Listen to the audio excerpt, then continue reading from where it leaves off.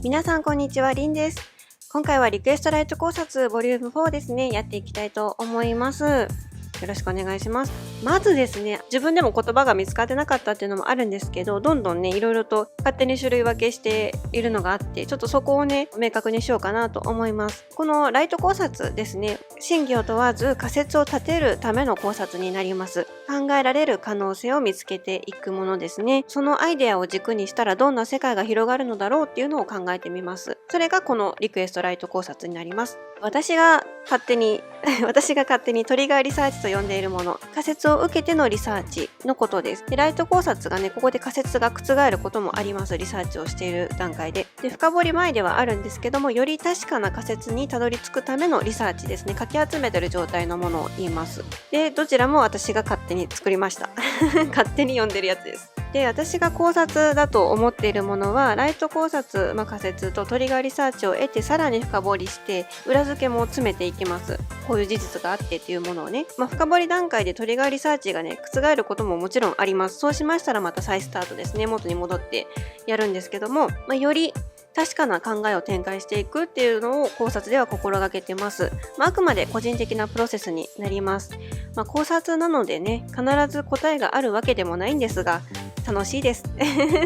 リクエストライト考察なんですけど、随時募集しております。リクエスト方法なんですけども、ツイッターの方でしております。固定のね、ツイートがあるので、そこにリプライしていく感じですね。で、ちょっとこれね、皆さんに申し訳なかったなって思うのが、ツイッターって文字数あるもんね。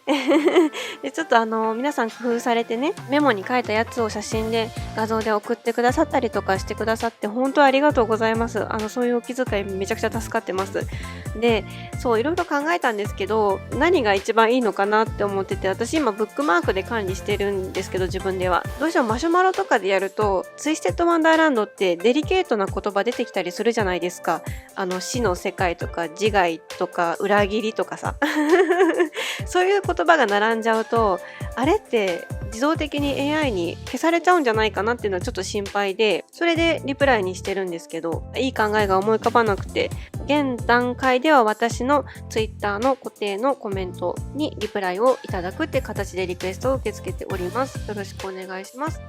では今回のリクエストなんですけども、リクエストありがとうございます。この方3項目リクエストいただいておりまして、読み上げますね。りんさんはじめまして、いつも楽しく動画を拝見しています。ありがとうございます。どうしても絞れなくて3つになってしまいました。すみません。いえいえ。1つ目、オンボロ量について、グレード7に関係ない8つ目の量、移動で鏡を使わないなど謎の存在ですが、りんさんはどう考えていますか？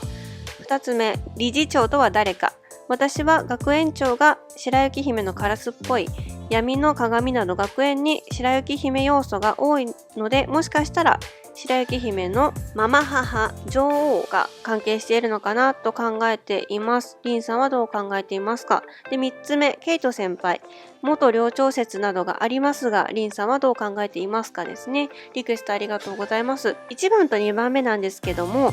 こちらですね、考察のすべてつながる物語パート2の方で説明できたかなとは思うんですね。簡単に今言ってしまうと、1番目、現世ではマレウスたちのお家なんじゃないかっていうふうに見てます。で、2つ目、2番目ですね、理事長はリリアなんじゃないかなってちょっと思っていて、で、白雪姫との世界の関連性とかもお話をしてますので、よろしければ全てつながる物語を見てくださればと思います。今回はですね、3つ目ですね、ケイト先輩について元寮長説ありますね。実はこの方もそうですし、DM でご希望いただいたりとか、あとコメント欄、動画のコメント欄でも結構来てたものですね。3番目を見ていこうと思います。ライト考察に入っていきます。よろしくお願いします。まず大前提としまして、間の場所にいるってことを前提にしたいんですね。で、間の場所に関しましては、すべてつながる物語のパート2で詳しく話していますので、よろしければそちらを見ていただけるとありがたいです。はい。で、今私たちがいるのは間の場所で、他に現世と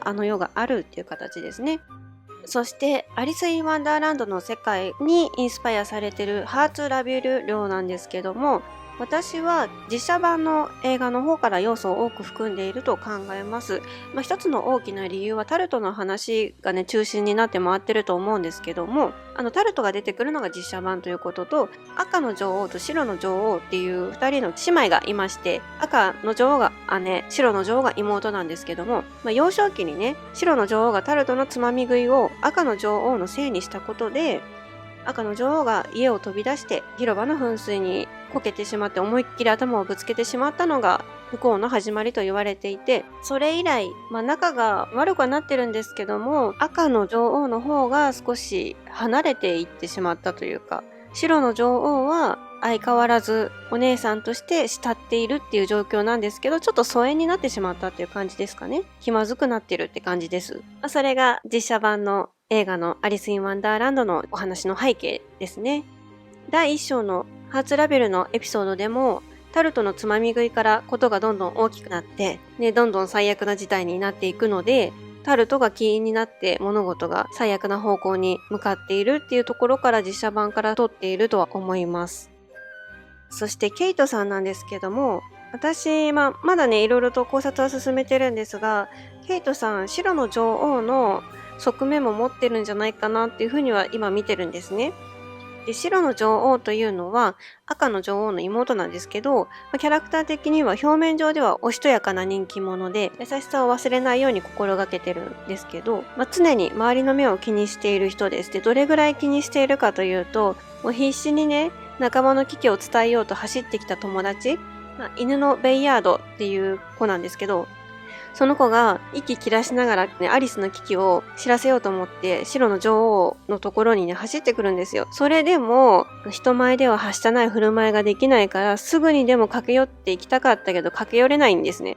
友達、必死に走ってきてる友達を目の前にしても人目を優先する行動が目立ちます。で、さらには赤の女王のことはすごく慕っていて尊敬してるんだけど、それを堂々と人前で言えないんです。だって嫌われてる赤の女王のことが自分が好きだなんて人目を気にして言えないからです。そんなキャラクターですね。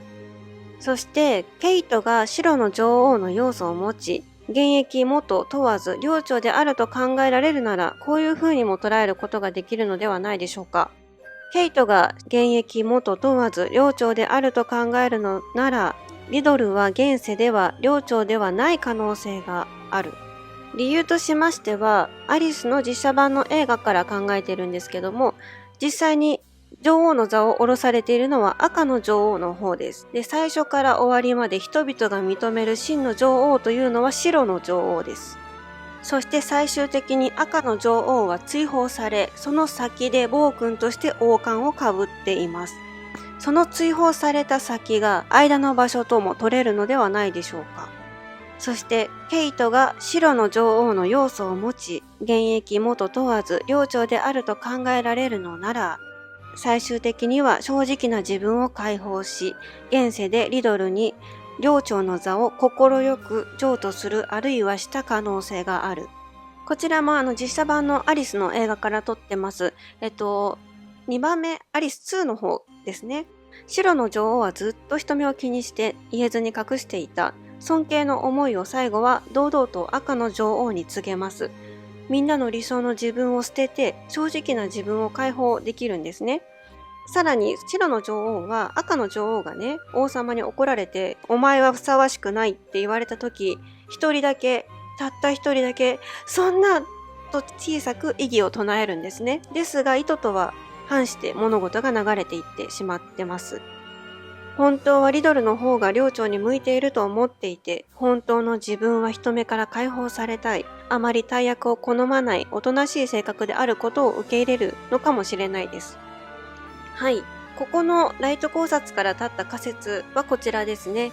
仮説1、現世と間の場所では事実が異なる可能性がある。仮説2、ケイトは白の女王の要素を持っているかもしれない。